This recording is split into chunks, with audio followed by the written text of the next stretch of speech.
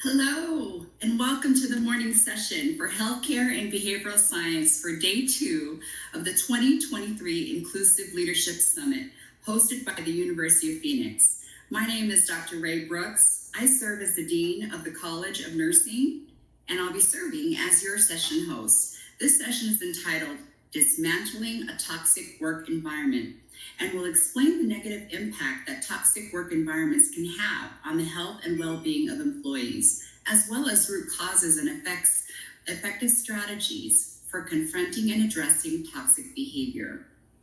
Policies and procedures for promoting a positive and respectful work environment and best practices for fostering a culture of respect will be discussed.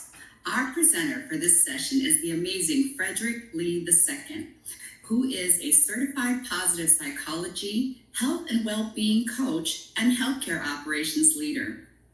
Fredrick D is an accomplished healthcare operations leader with over 20 years of experience in diagnostic imaging leadership. In 2017, he received the Leader Exceptional Achievement Award for his outstanding accomplishments in healthcare operations leadership at Kaiser Permanente in Southern California. He is an alumni of Loma Linda University and has a double master's, one of which is from the University of Phoenix and the other from University of Texas. Currently, he is a doctor of education, pursuing his doctorate at University of Southern California, USC, to develop his expertise in organizational change and leadership. Recently, he found Change Your Life Coaching to promote health, well-being, and belonging. As a certified positive psychology-based health and well-being coach and an expert in administering and interpreting emotional intelligence assessments, Fredrick is dedicated to improving people's lives through positive change. Just a few housekeeping items before we get started. This session will be recorded, so by attending, you will be given your tacit consent to be recorded.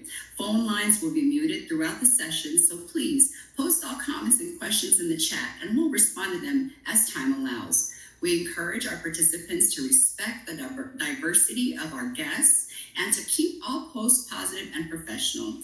And with that, I'll hand things over to the amazing Fredrick D. II. Thank you, Dr. Brooks, for that great introduction. Good day to everyone. Good afternoon to those of you in the east and central parts of the country. And good morning to those of you here on the West Coast in sunny Los Angeles with me. I'm very excited to be here today to lead you through this discussion on what I consider a very important topic to the success of any organization, which is dismantling a toxic work environment. Let me ask a few questions. Have you ever worked in a toxic environment? Do you know what it's like to dread going to work every day? To feel overwhelmed, undervalued, and unsupported in your workplace? Have you seen negative behavior in the workplace and felt powerless to address it? Have you ever wondered, how can we create a healthcare work environment that promotes respect, inclusivity, and collaboration? If you have answered yes to any of these questions, then this is the right place for you. Today, we're going to dive into the root causes of toxic behavior in the healthcare workplace and explore strategies for promoting respect, inclusivity, and collaboration. As leaders, we must recognize that a positive work environment is essential for employee well-being. So when employees feel supported and valued, they are more likely to be engaged, they are more likely to be productive, and they are more likely to be committed to their work. A positive work environment fosters collaboration, teamwork, and innovation. So by prioritizing the well-being of our employees, we can ensure they will be able to provide the highest quality of care to our patients. Next slide. So today's objectives will keep us focused on two of the components needed to dismantle toxicity. The first component of this process involves identifying the signs of a toxic work environment, evaluating the root causes of toxic behavior, and developing effective strategies for confronting toxic behavior. The second component of the process addresses what is needed to build a foundation and promote positivity in the workplace. So these actions include designing policies and procedures that promote the positive behavior, and they should foster a culture of respect, inclusivity, and collaboration. Next slide. By the end of our session, you will have actionable insights and strategies that can be used to implement within your organization to promote a positive work environment. By working together and committing to this goal, we can create a healthier, more productive, and more fulfilling workplace. So to start this journey, we're going to begin with an overview of social cognitive theory. Next slide. So social cognitive theory is a theoretical framework that explains how people learn and develop behavior. The theory suggests that behavior is influenced not only by individual factors, such as your personal beliefs, your values, your experiences. Your behavior is also affected by your environmental factors, your social norms, your cultural context, your physical surroundings.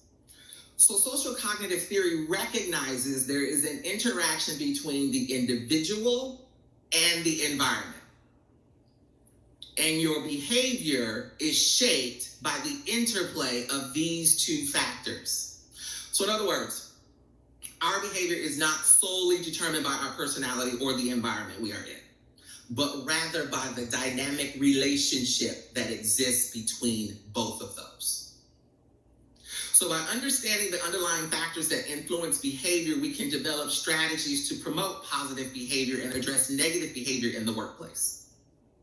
This is crucial for creating a work environment that supports the well-being of its employees. This is also important because healthcare workers play a critical role in ensuring the quality of the patient care. So a toxic work environment negatively impacts patient outcomes. Social cognitive theory can help healthcare organizations identify the root causes of toxic behavior.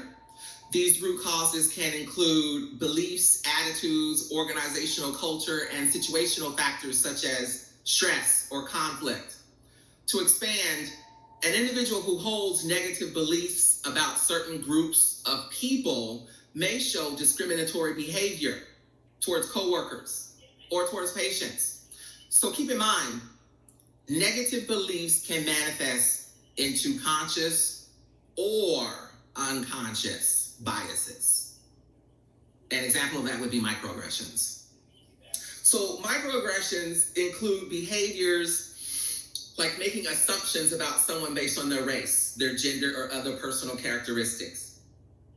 Using, language that is demeaning or derogatory, or treating someone differently based on stereotypes or prejudices. Microaggressions can contribute to a toxic work environment by creating a sense of exclusion, devaluing certain individuals or groups, and promoting negative attitudes and behaviors towards others. So this makes it important for organizations to recognize and address microaggressions so that you can promote a positive work environment. The organizational culture. The organization itself can contribute to toxicity. When the organization prioritizes competition over collaboration. So this is an organization that is results driven. This is an organization that focuses on the metric and exceeding the metric, and that's what becomes important. There's a lot of comparisons here.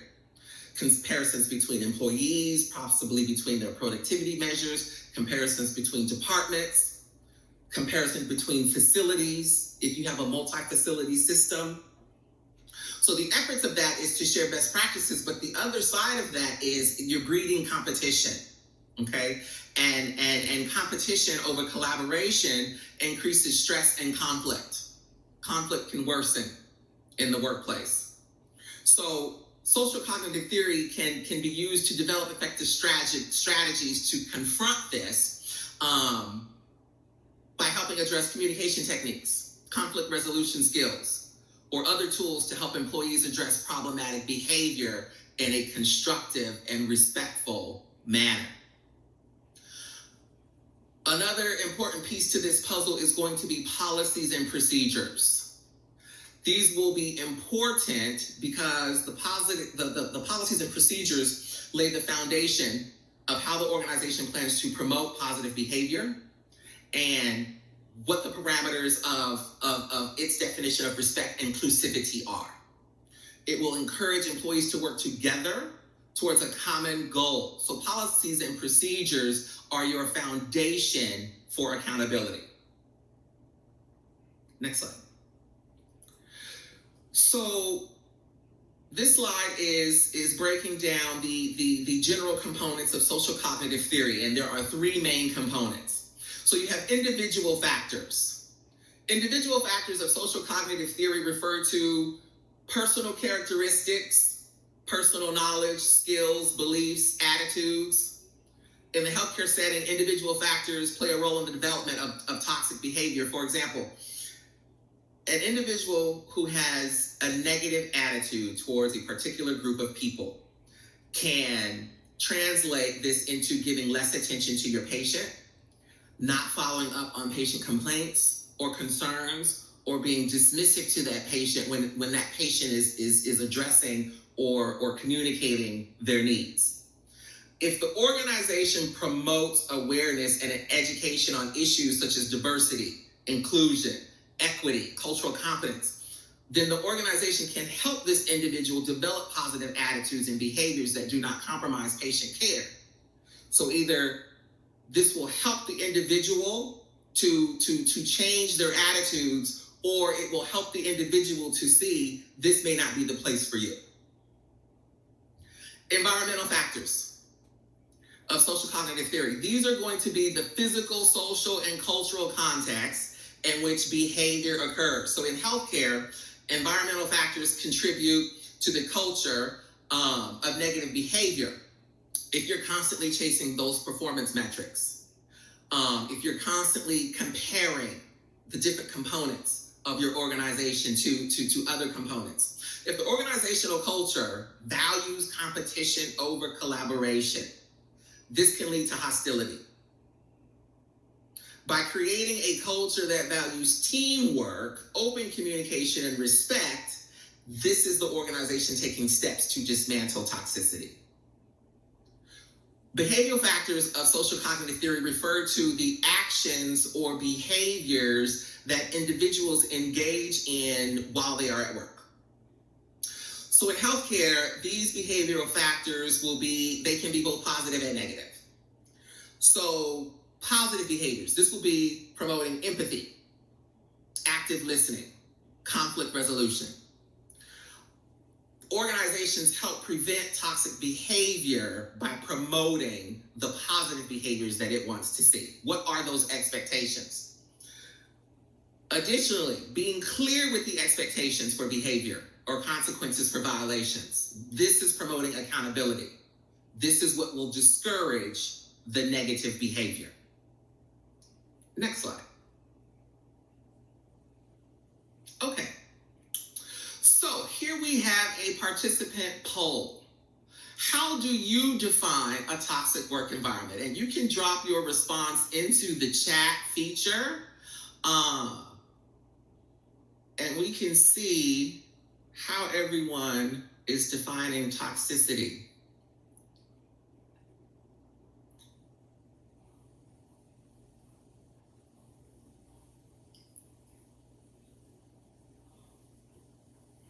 So based on the question, how do you define a toxic work environment?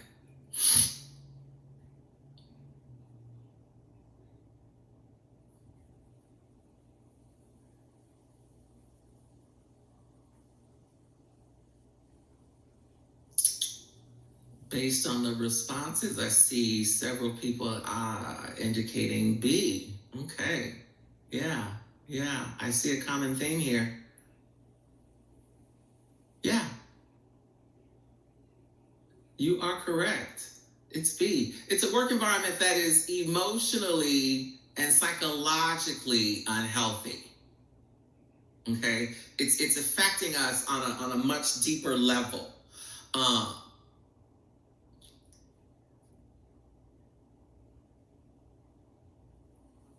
So I appreciate your responses.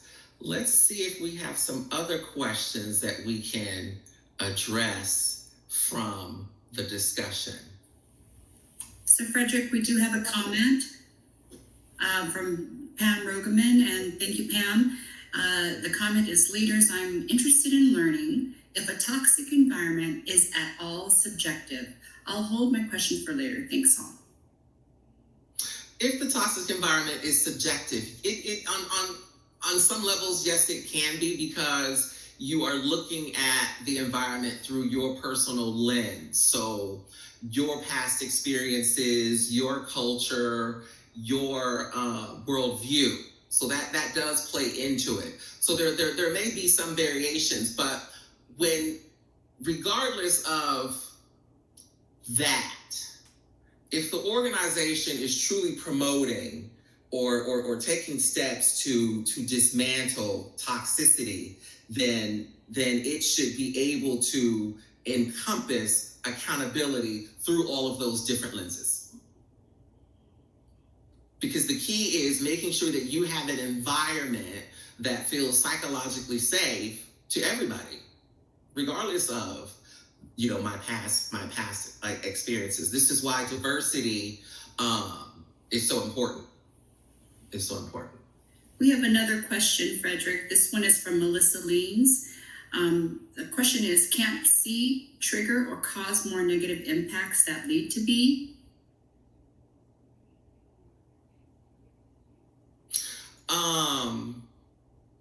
I wouldn't necessarily say it could cause more negative impacts than B, but let's see if we can get the answer to your question as we go through the next slide and the next section on how to define toxicity.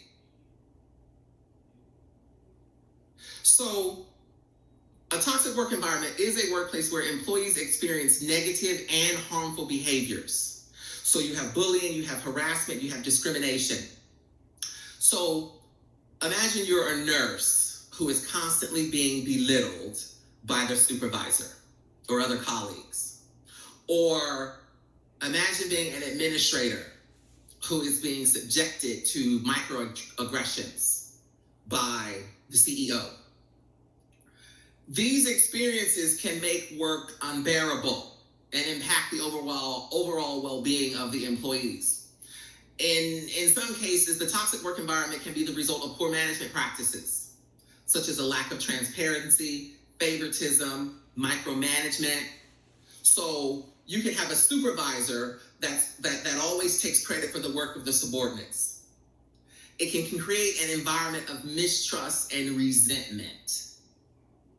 So you can also have a lack of resources, a lack of support for employee well-being can contribute to toxicity. So the organization, if it does not provide adequate training, if the organization does not have a focus on employee work-life balance or work-life integration, or if the organization does not provide or support or promote mental health resources for its employees, then the employees will begin to feel overworked, overwhelmed, and of course, unsupported. Since the COVID-19 pandemic in 2020, okay, this had a significant impact on healthcare workers, physically and mentally. As a result of that, many healthcare workers reported high levels of stress, burnout, and mental health issues.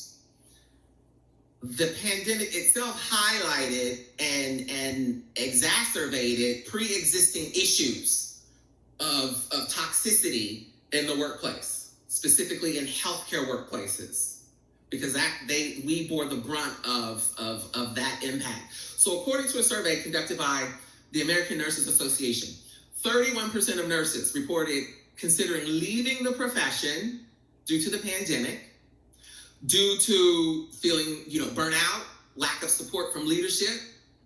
In another study, The National Council of State Boards of Nursing found 14% of registered nurses reported leaving their jobs or changing roles because of the pandemic-related reasons. The pandemic highlighted issues of workplace toxicity and lack of inclusion, particularly for minority healthcare workers. So a study was conducted by the Kaiser Family Foundation. And in this study, it found Black, Asian, and Hispanic healthcare workers were more likely to report feeling unsupported, unsafe, and discriminated against in the workplace compared to their white counterparts. So these issues can contribute to increased stress and burnout of the employees, ultimately leading to healthcare workers leaving the profession. Next slide. So how do you know you potentially have a toxic work environment? Is there high levels of stress or tension amongst the employees? Has anyone measured it? Has anyone asked? Is anyone paying attention to it? Leaders can observe signs of stress in employees, such as increased absenteeism, decreases in productivity, negative attitudes. You can conduct employee surveys to gather feedback and specifically ask questions related to work-related stressors and work-related concerns about the work environment. Are there frequent conflicts between employees or with management? Are you observing how the employees interact with each other and with management and identifying any patterns of conflict or tension? Leaders can monitor complaints or grievances that are being filed to look for some of these trends. Does bullying or harassment, discrimination, does that exist towards your employees or even your patients? Do you have clear policies and procedures for reporting and addressing when these incidents arise? Do you conduct training sessions to educate your employees? How is your communication? Is there poor communication or lack of support for employee well-being? Leaders can assess communication channels and feedback mechanisms to ensure that your employees are being heard and are being supported. Do you follow up? Are you closing the loop? Do you have high turnover? Low job satisfaction? Are you monitoring your turnover rates? Why are employees leaving? Have you asked? You can conduct surveys to gather feedback on job sort of satisfaction and look for areas of improvement. Is it the workload? Is it leadership? Are there no development opportunities here for me? How do I grow here? Do they not know these things? Are these opportunities not present? Next slide. We have a question, Fredrick, before we dive into the next slide. This is from Julie Washnick. Do you think certain top-down organizations have policies and procedures in place, but leaders do not hold anyone accountable or model the mission and follow the policies and procedures? Do I think that happens? Yes, I think that does happen. Having policies and procedures in place is step one. Step two is you, as an organization, you have to follow them. And that's across all levels. That's across all levels within the organization. Good question, thank you. So the impact, a toxic work environment can have serious negative consequences for employees and patients, okay?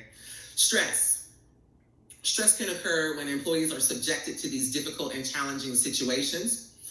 Burnout develops when employees experience this stress over long periods of time without sufficient support or resources. This in turn can lead to mental health issues like depression and anxiety from a toxic work environment.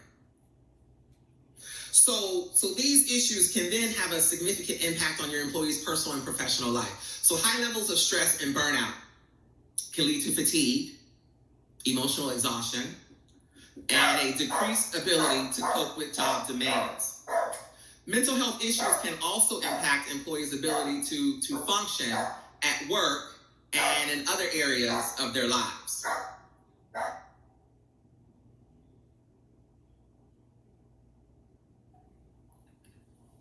Mental health issues can impact the employee's ability to be satisfied in their job, increasing absenteeism and a lack of engagement.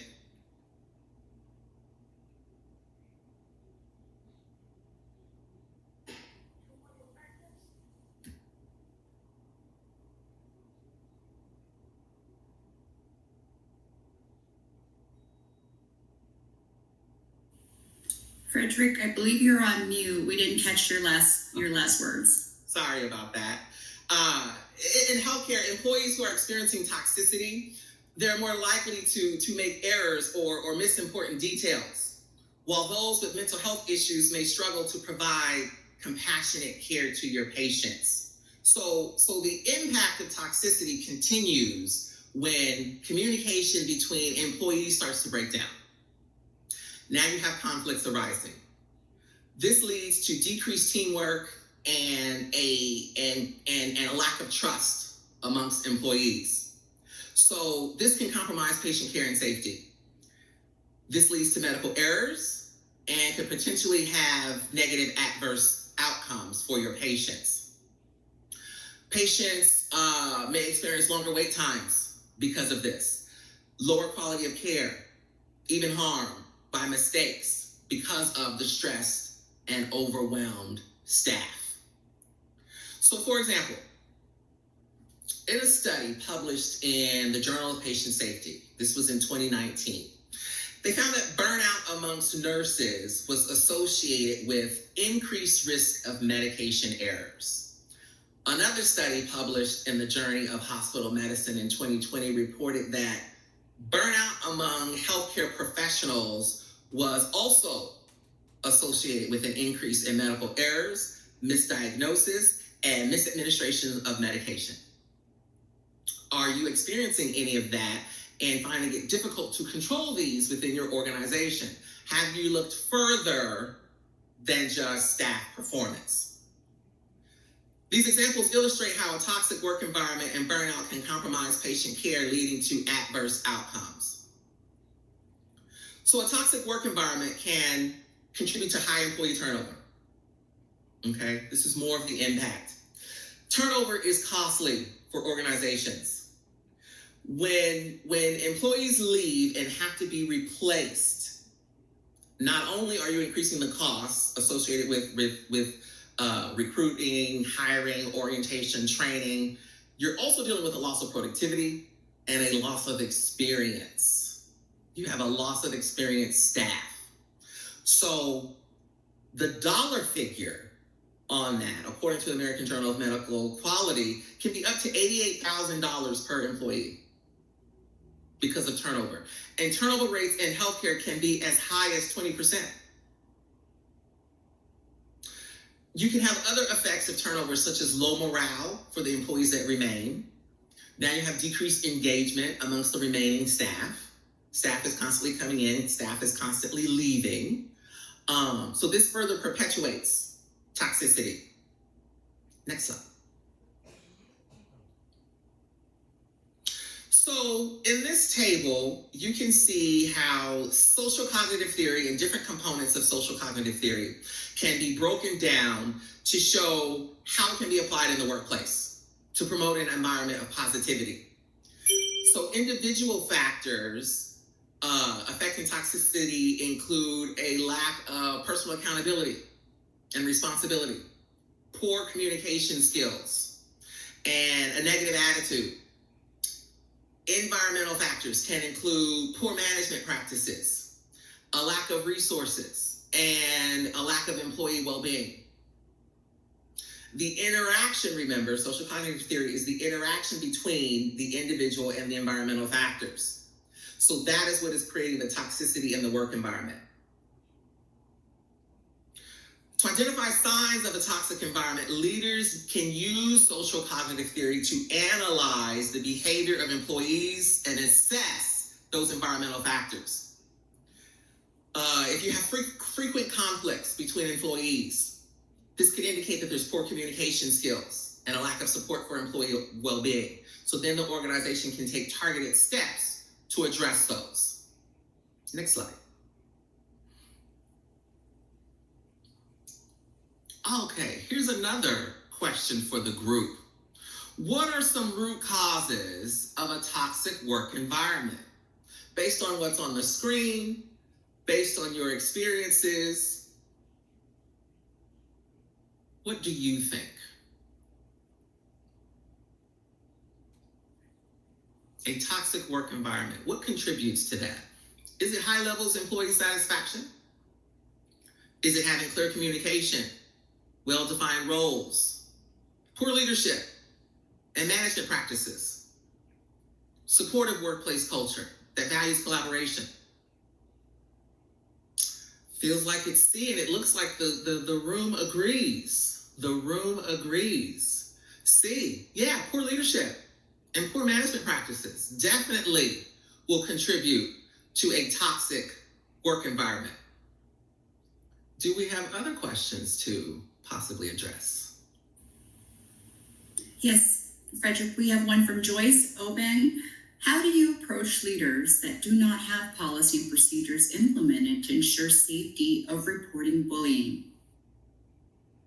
So if you're in an organization and you've identified a gap, so the policies that exist either don't address this or you don't have a policy at all, then hopefully you have an environment where you can go to leadership and bring that up and offer a solution to the gap. Maybe the idea could be forming a group or a committee to work on it, making suggestions on how to revise what's there. But yeah, that definitely highlights the importance of including the employees in the development of the policy and procedures that would be used to address these issues. Thank you. We have another question from Melissa Leans. How should an employee approach a leader in regard to policies and procedures that are redundant or not streamlined to help provide better efficiencies that cause employees' attitudes, negative behaviors to start taking place? So again, this is similar to the previous question. Hopefully you have an environment where your leadership is approachable and you feel safe to do this. But yeah, you've taken a look at what's existing and you've identified that there's a gap, right? Something's not missing or it needs to be updated. So yeah, that's a conversation that you would use your existing channels to address and bring it to them. And again, what solutions or recommendations do you have to possibly close that gap or make the necessary updates to make your policy relevant? We have another question, Fredrick, from Janice Brown. If you know there's a toxic situation going on, how can you peacefully come to a resolution? So this is where we're actually going to talk about that. We're actually going to talk about that. But since the question came up, it's all in how you approach the conversation. The conversation has to be had, right? You can't avoid it. You have to go into it with openness and you have to go into it recognizing what you are bringing, how you are feeling. And as we go through the rest of today's information, yeah, there's the use of I statements, being completely open and honest with how the situation is affecting you, because you want to keep defenses down, because you want to make sure that you can have a productive conversation without misunderstandings. Good questions. Excellent questions. Okay, let's go to the next slide. And let's talk more about the root causes of toxicity in the workplace. So we mentioned previously poor leadership. So poor leadership and management practices can be a root cause because leaders are who sets the tone for the workplace culture. So when you have leaders who are authoritarian, who are overly critical or lack communication skills, this can create a negative work environment that encourages toxicity. Leaders who are authoritarian often make decisions without consulting their team or seeking input. I'm at the top. I don't need to ask anybody. I don't need to involve you. So that style of leadership creates a negative work environment, because that lends itself to the employees being constantly criticized. It leads to micromanaging. There's a lack of confidence. Morale amongst the employees starts to go down. Additionally, those leaders who lack communication skills, they may fail to provide clear expectations and feedback. So now there's confusion, resentment. So you have a breeding ground of toxicity. And these individual factors are affecting the environment, and now you're in this cyclical spiral of social cognitive theory. You are just breeding toxicity. If your employees are not given enough time and resources to complete their tasks, right? Shortening appointment lengths, adding double booking, they may feel overwhelmed or stressed.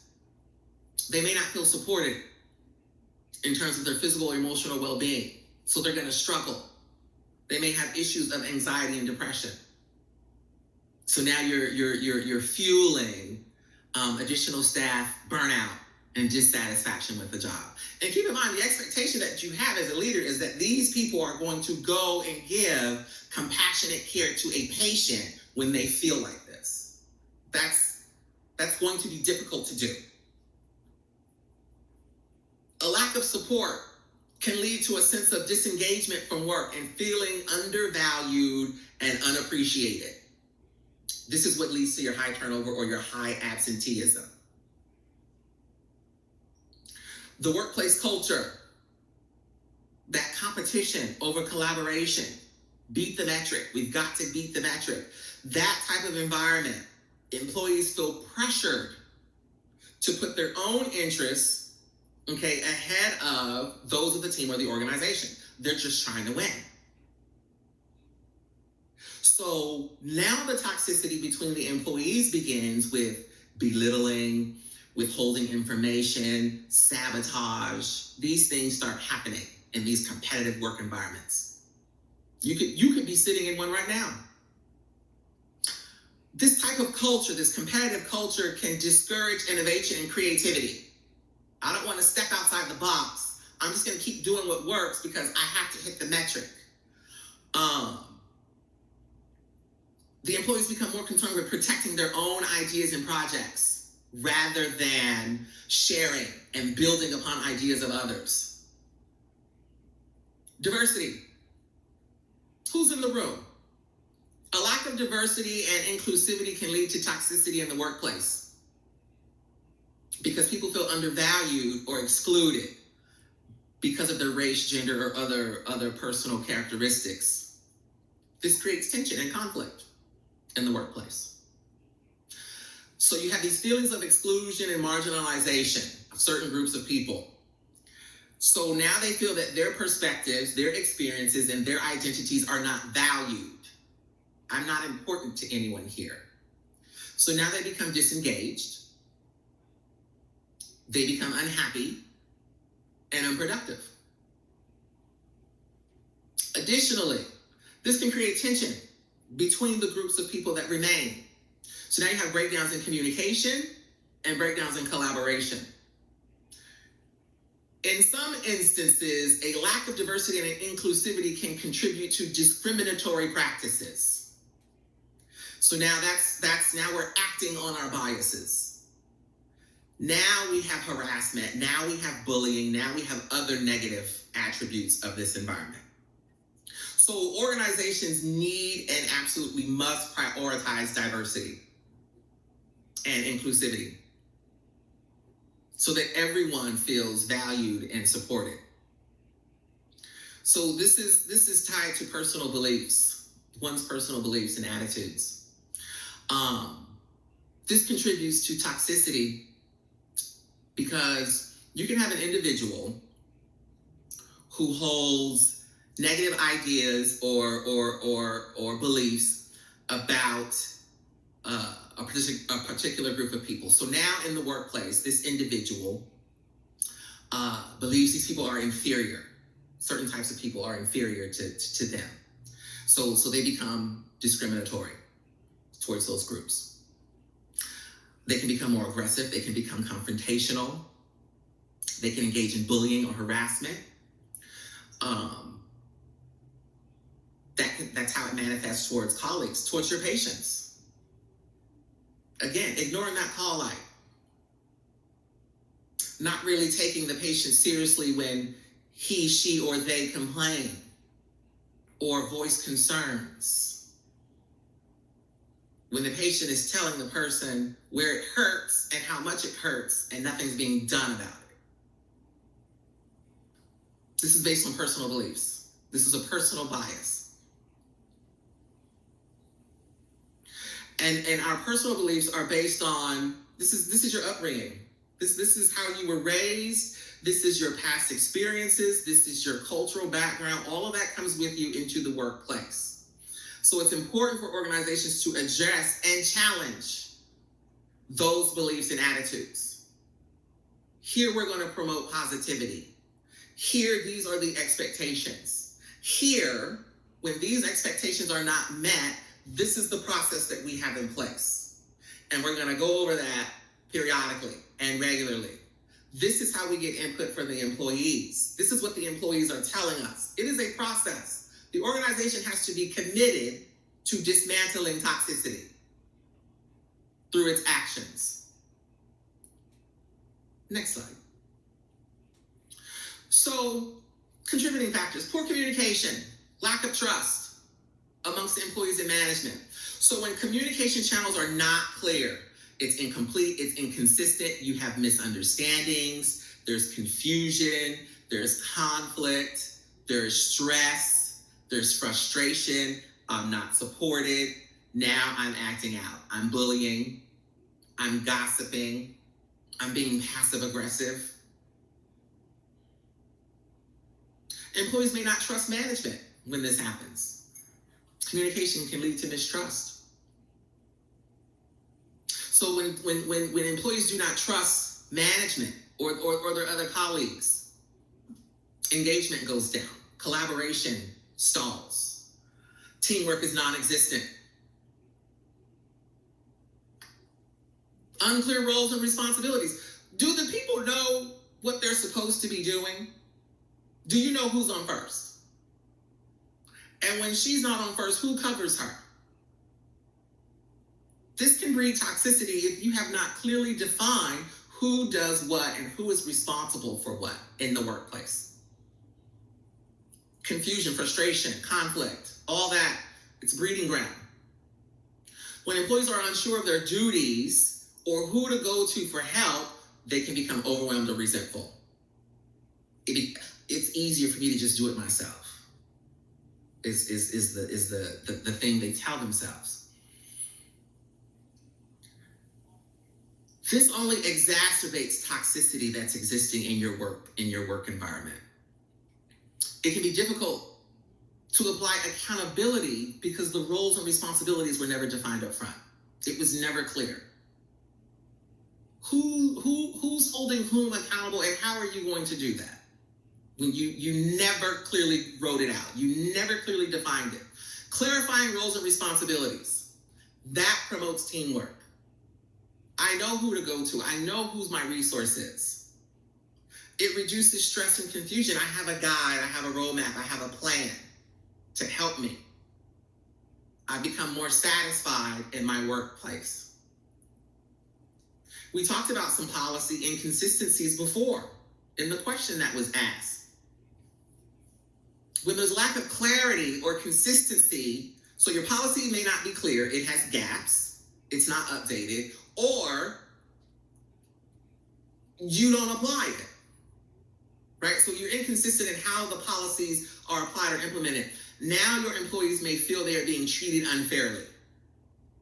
See, you apply the policy to me, but you didn't apply the policy to them. Why? That's inconsistent. This can create a sense of resentment and distrust Now you're breeding conflicts in the workplace. If your policies are not clear, again, accountability. This is your foundation for that. It's also your way to be transparent with the employees.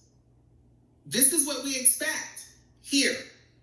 These are the behaviors that we deem to be unacceptable here. So it's giving the employee the opportunity to decide, based on my individual preferences, I don't want to follow this. I can choose now, or I should, I should choose to leave and go work elsewhere, because you are clearly telling me what is not acceptable in my behavior, and you're holding me to it. No guessing, absolutely correct. High levels of stress, heavy workload, right? Do more with less. Us administrators, every year, do more with less. Every year, cut 2%. What is that doing to the employees? What is that doing on the other side? Remember, results oriented. Okay, your budget looks great on the spreadsheet. But what is that doing to the staff on the floor? High levels of stress and having a heavy workload impacts the psychological effects on the body. It has a psychological effect. Physiologically speaking, your heart rate increases, your blood pressure goes up, and so do your cortisol levels. Your body is physically responding to a perceived threat, but unfortunately, there is no threat. This is just stress of the moment. This is your fight or flight response. When you experience high levels of stress and you're constantly stressed out, your body may not have adequate time to recover. Now you have chronic stress. Chronic stress is a health condition that can affect your cardiovascular system, so you have cardiovascular disease. It can affect your the depression that you are feeling, or anxiety. So when employees experience high levels of stress and high workload, those physical and mental health problems are exacerbated. Now they're exhausted. Now they're emotionally drained. Now they're unable to appropriately provide compassionate care to the patient. They can't meet the expectation that we have on them because of the environment we have created as leaders. Over time, this toxicity builds. Your employees are now irritable, short-tempered, and prone to conflicts. Next slide. We have some really engaged participants, Fredrick. We have a question from Julia Washnick before the next slide here. Awesome. Question is, the majority of attendees are women. What can you specifically recommend to females to break these toxic root causes? Well, again, in the workplace, given your position that you are in, is it within your power to address these, or do you have to raise the concern to someone else? So hopefully you are in an environment where you can do that. And to me, the recommended actions don't change because you identify as female.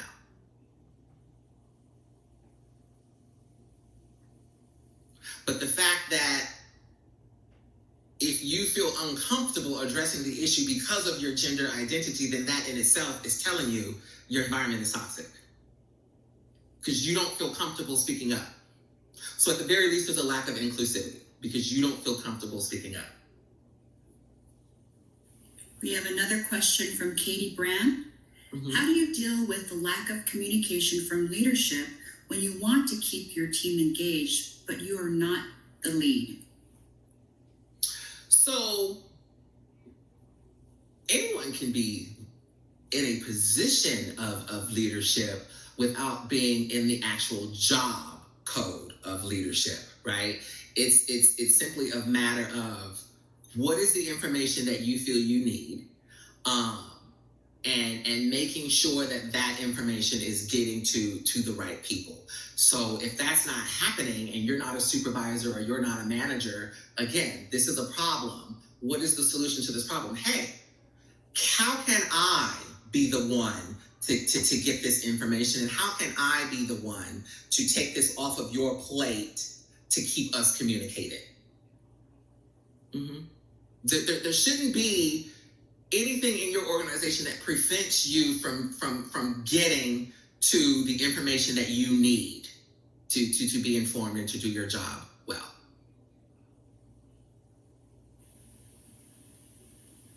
Thank you, Fredrick. We'll save the questions for the following slides. Okay, awesome. So again, here's another table indicating how social cognitive theory can be applied to understanding the root causes and contributing factors of toxic behavior in the workplace. Next slide. Okay, so we've already discussed some of the root causes to toxic behavior. Maybe we can take some of those other questions that you had as we answer this one in the chat. Based on what we've covered and what we've talked about, what do you think are the root causes of toxic behavior in the workplace?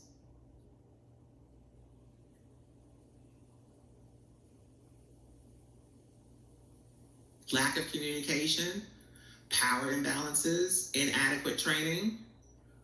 What does the group think?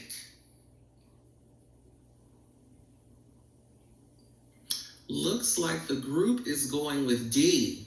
Yeah, absolutely. It's absolutely all of these can contribute to toxicity in the workplace. They may not all be present.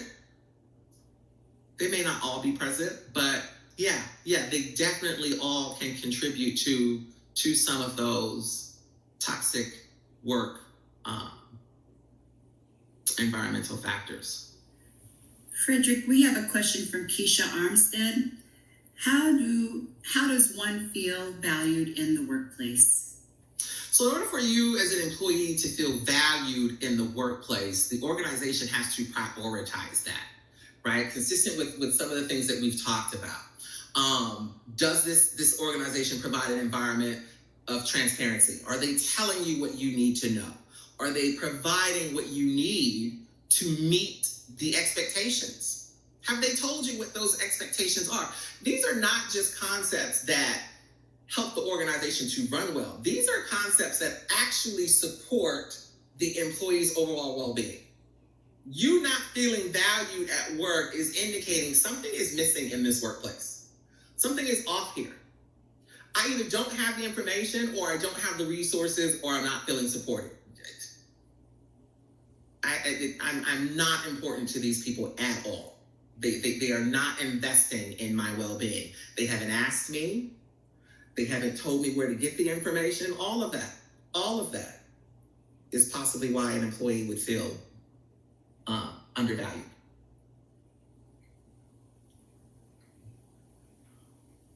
Okay. Next slide. Let's address it. So now that we've identified that there's toxicity in this workplace, what are we going to do about it? Okay. So now we need to take steps for active listening and acknowledging the varying perspectives. Okay. There are different communication techniques that can help address toxicity in the workplace. Okay.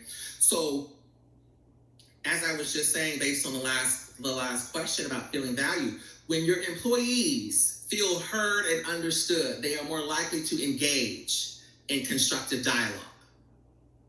Okay, so I'm not feeling heard, I'm not feeling understood for whatever reason, because of my race, because of my gender, because of my culture, my background. Any of those reasons could be why I don't feel heard or understood. By actively listening to the employees, their perspective of these individuals can start to be heard and build trust. So if we take the context of social cognitive theory, active listening, okay, acknowledges others' perspectives. And the environmental factors of that can influence your behavior. So when these factors are present, individuals are more likely to engage in positive behavior and communication. So the organization promotes that, promoting the positive behaviors that it expects. This is how the organization starts to promote a positive environment. Case in point, I statements, using I statements. So when you're going to have those conversations to address toxicity, right? Some of the questions that were asked before. How do I do that? Use I statements. I statements help address toxicity in the workplace by allowing the individual to express their concerns and emotions in a way that's assertive, but non-confrontational. Okay? By using I statements, individuals take responsibility for their own feelings, their own perceptions, right? Because remember, it can be subjective. How you're looking at the environment can be subjective. So using I statements is better than blaming or accusing others. And again, it helps to reduce the defensiveness of the conversation. So instead of saying to someone, you always make me feel like I'm not good enough, using an I statement, you would rephrase that and say, I feel discouraged when I receive critical feedback without suggestions. See, I'm stating and identifying how I feel and what is causing me to feel that way. That's emotional intelligence. That is emotional intelligence all in itself. And there are ways to measure that. There are ways to assess that. There are ways to do it in the workplace based on, reporting structures, subordinates to managers and executives. Yeah, it can be measured, it can be monitored, and it can be improved. You can form actual action plans to help improve emotional intelligence, which helps in itself to promote positivity in the work environment. Because now the organization is taking steps to truly understand the needs of its employees. So if I want to help you be more productive, what do I need to give you? It's an opportunity for equity, giving the people what they need, specifically what you need, and having those options available. Next slide.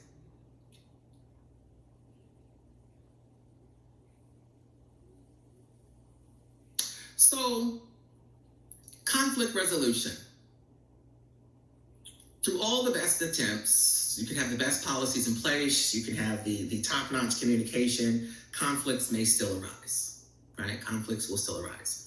So there has to be a way to address conflict when it does occur in the workplace. So identifying the source of the conflict.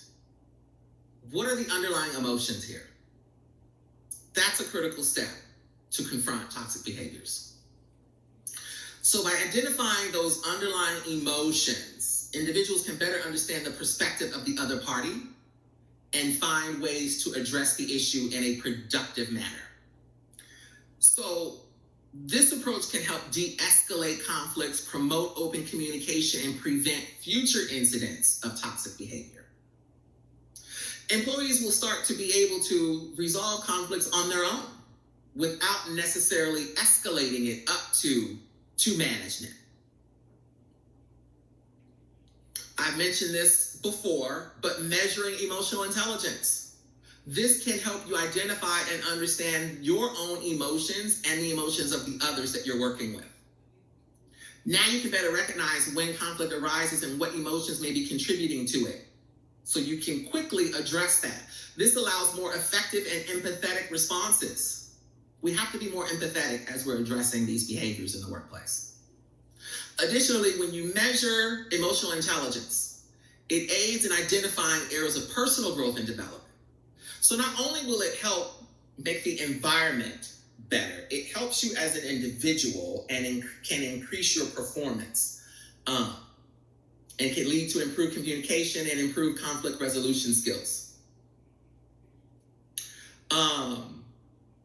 Prioritizing communication and building trust confronts toxic behavior, because now you're creating a safe and open environment where individuals feel comfortable expressing their concerns without fear of retaliation. Okay, so to the earlier questions that were asked regarding, how you confront these things, based on your gender. Well, you have to, the organization has to take steps to create the space for you to do that. And you not being comfortable doing that is an indication that Houston, we have a problem here that needs to be addressed. Prioritizing communication means emphasizing the importance of active listening. Are you listening to truly understand? Or are you doing what we always do, which is listening to respond? Did you cut me off? Did you ask your next question before the employee finished the statement? Are you already thinking about your next question before they've even finished? If you're doing any of that, you are not listening to understand. You're preparing to respond. So we have to improve our communication by prioritizing it.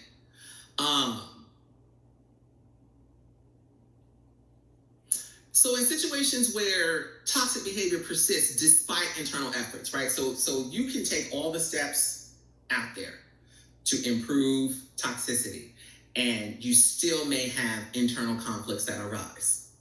Seeking a third party, a mediator, can be a useful strategy to confront these issues.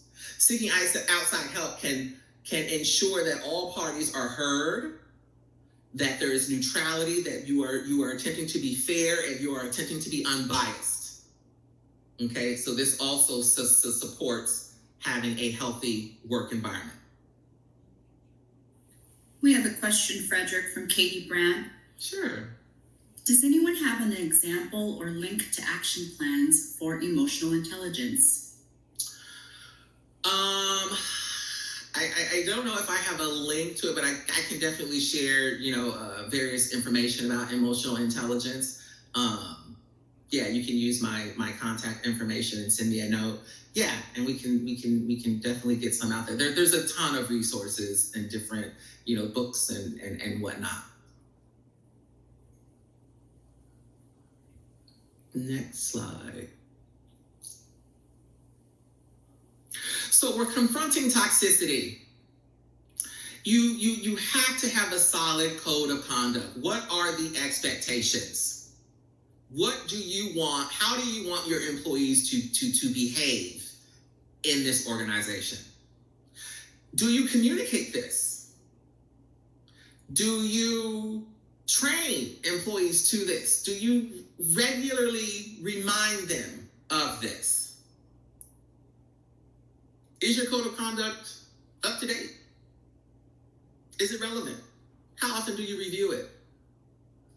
When was it last written? When was it last read?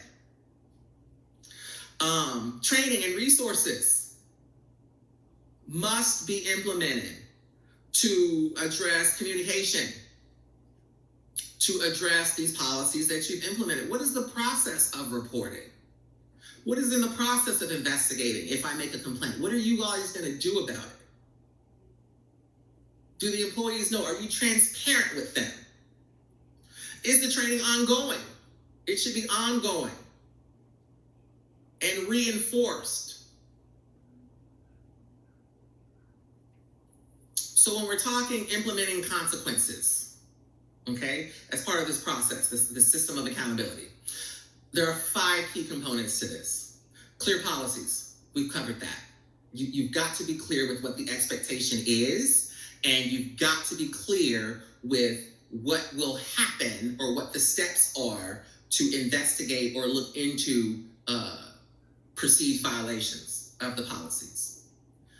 Number 2, we said you have to be consistent.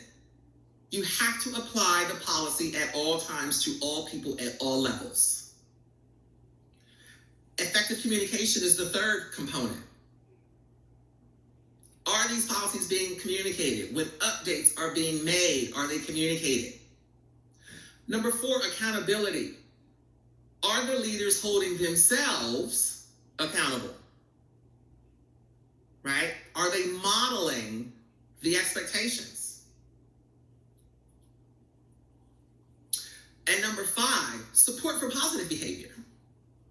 right? We know the squeaky wheel usually gets the grease. But what about the people who are actually meeting expectations day in and day out? What do they get? A pizza party? You know, the newer workforce, the newer generations, pizza was good for us and before, but yeah, they don't want pizza. They may want something else. How are you supporting? How are you positively reinforcing the behaviors that are being demonstrated that meet expectations? So you want to promote positivity, okay? You want to promote that culture. So is the organization focused on diversity, equity, and inclusion? Diversity. Who's at the table? Is this organization focused on looking at who is in the room? Equity. Does the organization focus on how do you get to the room? Does everyone who is qualified to be in that room have equal opportunity to get in there? If they don't, why? Are you addressing the why? How are you closing that gap? When you get to the room, is it inclusive? Can I speak up? Am I comfortable speaking up? Is my voice heard in the room? And if you want to take it a step further, justice, do you give each voice consideration? Or is it just lip service to you? Are you truly listening to me? Is my input truly valued? That's justice and belonging. Next slide.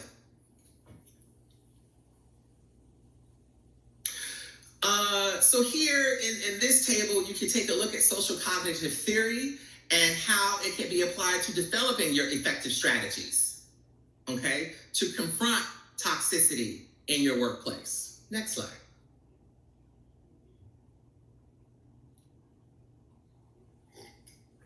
How do you promote a positive work environment? Into the chat, what do you think? How do you promote a positive work environment? Are we implementing consequences for violations? Fostering a culture of respect? Ignoring workplace conflicts? Minimizing employee feedback? How do we promote a positive work environment? Yeah, looks like the room is going with B. By fostering a culture of respect, inclusivity, and collaboration. Yeah, the organization has to be intentional. It has to be intentional. You can't just say, oh, we're diverse. Oh, look at this marketing picture with all these different people and no. It has to go beyond your marketing. It has to go beyond your public diversity communication plan. The employees have to feel it on the inside too. The employees have to feel it on the inside too. Are there other questions that we need to address from the group?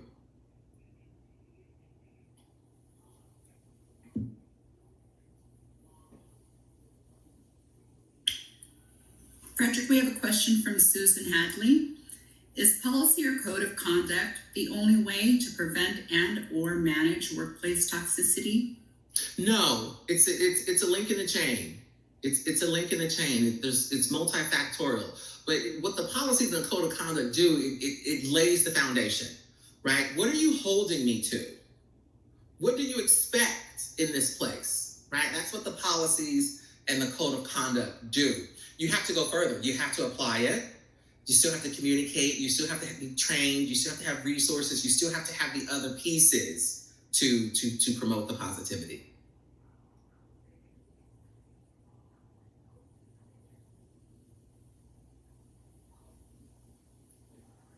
Okay.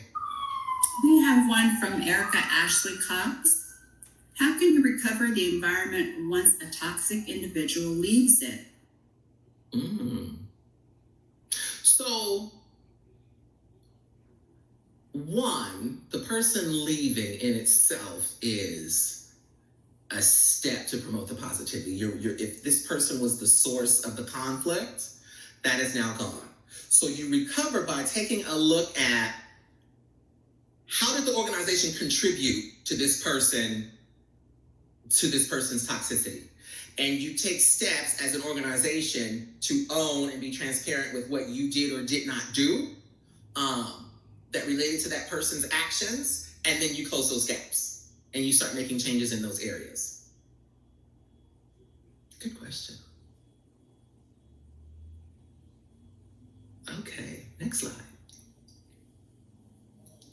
So we've said this multiple times. Your policies and procedures are essential for promoting positivity in the workplace. Clear guidelines are needed for what behaviors are expected and making sure that everyone is aware of those, what is expected. Outlining what is acceptable, what the violations are, what the accountability steps would be when those expectations are not met.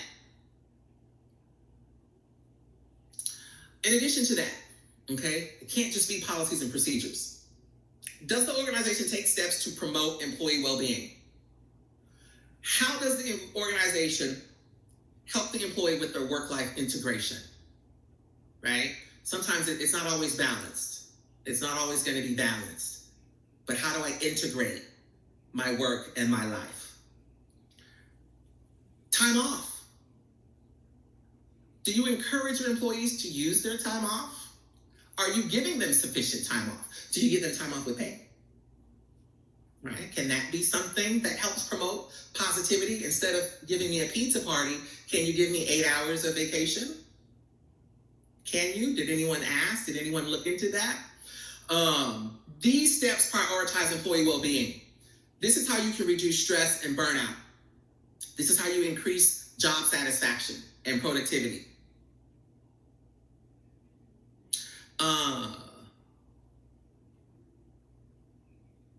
Making sure that in your policies and procedures, your codes of conduct, your foundation, that you are addressing ways to prevent harassment, discrimination, and bullying from occurring in the first place, right? Clearly outlining what behaviors are acceptable, what the consequences will be, and employees are less likely to engage in those negative behaviors when they see the organization taking steps, an active role in developing and maintaining and keeping them current, these practices. Next slide. So we do have a question, sorry, Fredrick, before we move on to the next slide. We have one from Kristen Brindley, and her comment is, I'm my mentally ill mother's full-time caregiver, and I've noticed that her mental health care team are starting to show signs of a possible toxic work environment due to the fact that there has become more issues with correct medication dosages sent and lack of communication between everyone. What can I do? In this instance, you're viewing the situation from the patient's perspective, since you're the caregiver. So yeah, I would definitely try to reach out to the leadership. Who oversees this staff? Is there a person that you can talk about your observations in a way that truly communicates what the problem is? Because if you don't think the employees are being negligent and it's a system issue, you want to make sure that the system issues are addressed, but not at the expense of the employees.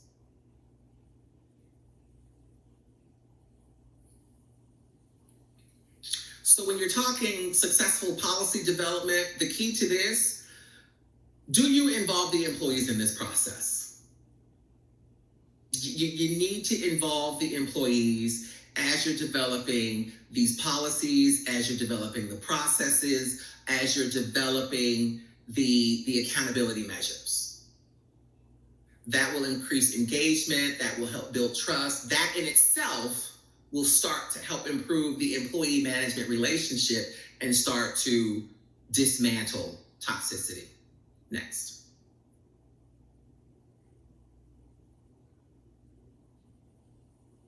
Accountability, we've mentioned as being essential to this process. What is it? What is it to you based on what's on the screen? Are we assigning blame for mistakes? The willingness to take responsibility for one's actions and directions? The ability to avoid consequences? The act of deflecting blame onto others? What do you think? What do you think? Looks like the group is going with B. I'm going with the group. I'm going with the group. It's a willingness to take responsibility for one's own actions and decisions. This is key. You have to have a culture of accountability if you are going to dismantle any existing toxicity and begin to promote positivity. There's no way around it.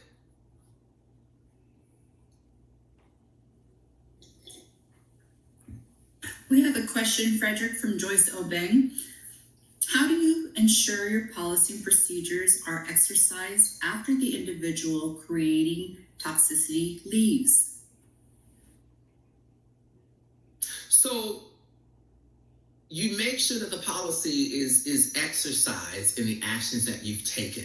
So you can analyze the steps that you are taking to address the toxic employee, either in the moment as you're doing it or afterwards as a retrospective review. Okay, to look at how are we applying our own process? Did we do what we said we were going to do? And are we being transparent with that?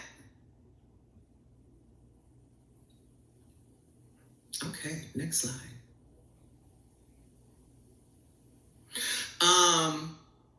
Again, accountability being clearly defined. These actions serve as a warning or deterrent for negativity. You're saying to the employees and to the patients and to all the stakeholders, this is what we value.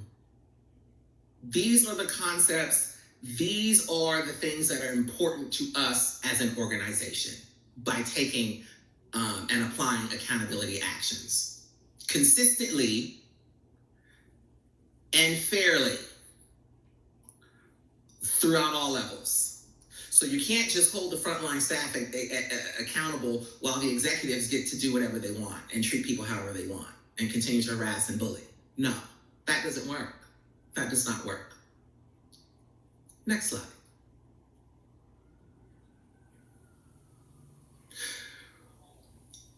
We do have a question, Fredrick, from Susan Hadley. I'm interested in how work might be affected if healthy, non-toxic department is required to work with a department that displays toxic traits. Is there a way to bridge that gap? Yes, there is a way to bridge that gap. So if you're keeping in line with social cognitive theory, there are elements of observation, right? So people behave based on what they see others doing in their environment. So are there mentorship programs? Are there ways to get these teams to work together more often so that the observations can be seen and the accountability? So if you are promoting positivity and this group is being rewarded because they are displaying those positive behaviors, that will encourage the other group to then start behaving up to expectations because of how you're applying the accountability. Okay, next slide. So fostering a culture of respect, right? So after you've identified toxicity, you've confronted it, you've written policies and procedures, now, how do we keep this momentum going? How do I keep this environment from falling back? How do I maintain this moving forward? So you have to promote a sense of belonging. You have to promote and value diversity and work to create a culture of inclusivity. Okay? Healthcare organizations serve a diverse patient population. Your patients are diverse. So having a diverse workforce can help better meet the needs of these patients. Let me give you an example. A study published in the Journal of Racial and Ethnic Health Disparities titled Patient-Physician Racial Ethnic Concordance and Blood Pressure Control, the Role of Trust in Medication Adherence, right? That's the study. This study revealed healthcare professionals who share the same cultural background as their patients are more likely to understand the patient's values, beliefs, and preferences, which can lead to better communication, trust, and patient satisfaction. In turn, the patients then have better adherence to treatment plans and better health outcomes. Studies have found that patients who receive care from healthcare professionals of the same race culture have better outcomes with chronic disease management, such as diabetes, hypertension, asthma. The patients are better able to manage these because there's a better understanding. Patients who receive care from healthcare professionals who are trained in cultural competence have higher levels of trust and satisfaction with their care. Having a culture of inclusivity promotes positive work, a positive work environment. Valuing diversity and inclusivity helps attract top talent. This will help improve the organization's performance and reputation and have additional effects down the line for the organization. It's the right thing to do. At the end of the day, it is the right thing to do. Creating opportunities for collaboration and teamwork, right? Remember, we have one department that's exhibiting the expected behaviors and one department that's not. How can we get them to collaborate? How can we increase the teamwork between the two so that we get better modeling of the behavior? Do we recognize and reward the positive behavior that is exhibited? Do you appreciate those employees who are meeting your expectations with their behavior? Do you motivate them to continue performing at high levels? Do you encourage them to work together? Are you encouraging collaboration? Next slide. Fredrick, we have a question from Joyce Obeng. How do you measure progress and continuity of the progress? So that goes back to your identification of what the root causes are and or were, or what those signs of toxicity were. Is your absenteeism going down? Are the conflicts between employees and management, is that going down? Do you have increased job satisfaction, right? Are the targeted scores on your employee satisfaction going up? How are they changing? That's how you would measure your progress if you're actively trying to improve your environment. When you recognize and reward positive behavior, do you do regular performance reviews? Are you spending time with that employee, providing positive feedback for their accomplishments, identifying areas of improvement, and helping to establish goals for them? Right? This is an opportunity to understand what the employee needs and give them those resources. This is your effort to be equitable. We talked about employee recognition programs. Employee of the month, can I go above and beyond by getting additional vacation hours?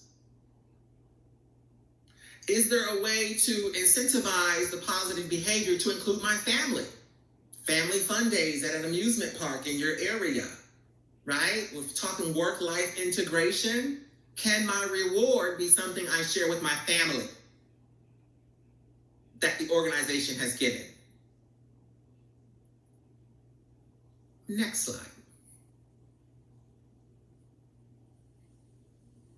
Again, teamwork promotes positivity because in healthcare we work in teams a lot. So we want to make sure that employees feel that they're a part of a team and that they are motivated and engaged in doing so. Again, this is transparent communication. This is team building opportunities. Does the organization offer this in the setting? Do you celebrate successes together? Do you share successes between departments? Next slide. You can use social cognitive theory to foster that positive work environment by addressing those individual and environmental factors and making sure you understand the interaction between those to promote positivity in the workplace. Next slide. As we wrap up today's topic, hopefully you understand that toxic work environments can cause a significant amount of stress for employees, which leads to physical and mental health issues. Employees in toxic work environments will feel unsupported, undervalued, and powerless. This can take a toll on their self-esteem and their overall sense of well-being. The physical and mental toll of the toxicity can have a significant consequence on their health. It'll affect absenteeism. So now the organization's performance, your ability to provide quality care can be compromised. Next slide.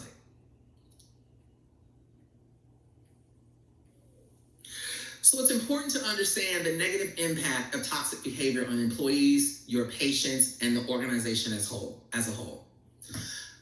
By sharing this information with colleagues and leadership, you can raise awareness of the issue and the consequences. The principles of social cognitive theory can be applied by individuals in the workplace by actively listening and understanding different perspectives, promoting a positive and inclusive workplace. When you recognize and address the root causes, such as poor leadership, inadequate resources, you can begin to work towards creating a healthier and more productive workplace. Policies and procedures must align to the values and goals of the organization. Regular feedback, recognition, opportunities for personal development are all important to promote positive behavior and a culture of positivity in the workplace. So in closing, it is imperative that we acknowledge the harm that can be caused by a toxic work environment. Taking action to promote positivity by applying the principles of social cognitive theory, you can identify the root causes and start to improve the work environment needed to provide the highest quality of care to your patients. So my call to you is to work together to create a workplace that values respect, inclusivity, and collaboration, where your employees can thrive and reach their full potential. Next slide. I think we have some references in here, as well as my contact information on the last slide. Should you have additional questions, comments, feel free to reach out. We do have a few questions, Fredrick. Sure. Erica Ashley Cox asks, when you don't feel like you have a psychologically safe work environment, how do you address your goal, plan, or needs to your manager? Well, if you don't feel psychologically safe, hopefully there's an escalation plan where you can get to someone, or there's a confidential way of reporting. If you don't have that, and you've mentioned this to someone before, don't be afraid to leave. Don't be afraid to leave. I know that's easier said than done, depending on what you do and your circumstances and situations. But yeah, don't feel that you have to be tied to this organization. If it is affecting your physical and mental health, leave. It's not worth it. It's not worth it. Such a brave, thank you for that brave response. Another one from Janice Brown. Do you think it is a good time at the moment to let the employee take some time for self-care so that they can address stress and burnout? I think it's an excellent time, especially if you are in healthcare in this post-COVID climate. If you are looking to attract and retain employees, you're going to have to do more than just offer sign-on bonuses and relocation assistance. Yeah, all that's great. But like I mentioned earlier, this next evolution of workers coming in, they want more than that. They want emotional support. You have to be willing to take specific targeted actions to address your employees' well-being.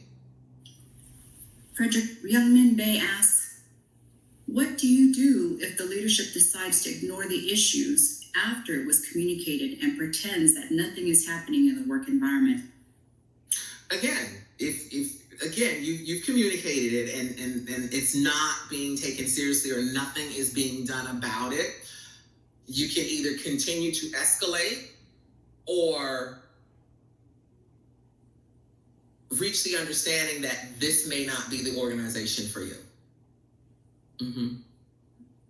And that can be a difficult resolution to come to, and I know from experience. I believe that's our time. Okay, well, thank you so much. I believe we answered all our questions. You had such an engaged group and Yes, we did. So thank you, Fredrick. It was an excellent presentation, and I appreciate your insight into fostering inclusivity and collaboration in the workplace, having been a 20-year critical care bedside nurse veteran at the UC system in San Diego. I was reliving some of those moments during your presentation. Yeah. Excellent. I'd also like to thank our attendees for joining the session today and remind everyone that our PM breakout sessions will be starting at approximately 1 p.m. Arizona time, following a mindfulness moment presented by the Center for Mindful Self-Compassion. So if you haven't done so already, please review the session schedule and select one of the three this afternoon. Let's see here if there's anything else.